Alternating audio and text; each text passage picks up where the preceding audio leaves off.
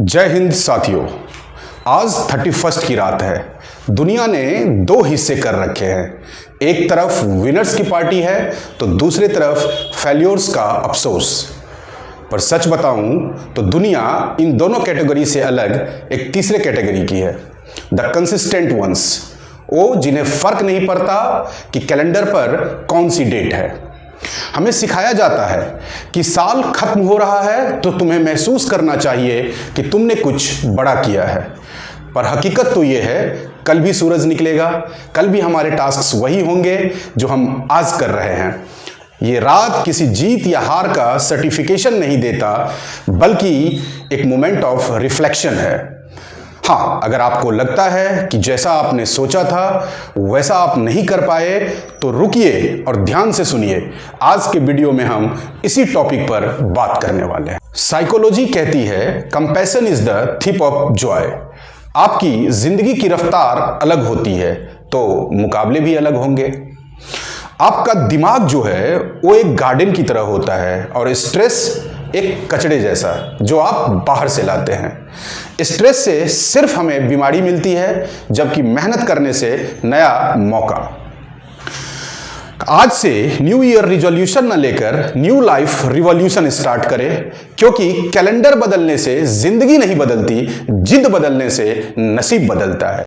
आप ऐसा सोचो कि आपका दिमाग एक सॉफ्टवेयर है और अगर टेंशन का वायरस डालोगे तो हैप्पीनेस की फाइल करप्ट हो जाएगी। जिंदगी को मैनेज करना छोड़ो, जिंदगी को महसूस करना शुरू करो। साइकोलॉजी में ही एक और टर्म है सेल्फ कंपैशन। खुशी तब मिलती है जब आप मान लेते हैं कि परफेक्ट होना जरूरी नहीं है, जिंदा होना काफी है।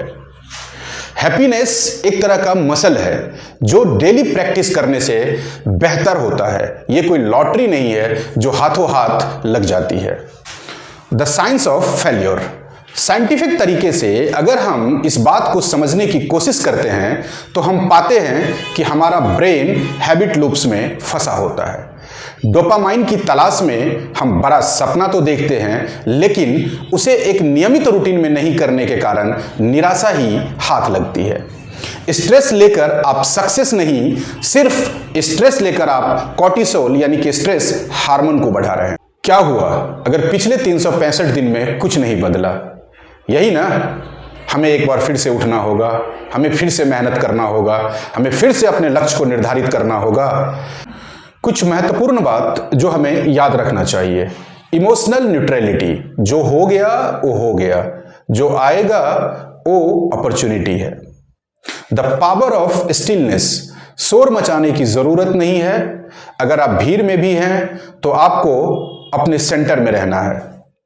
Process over result.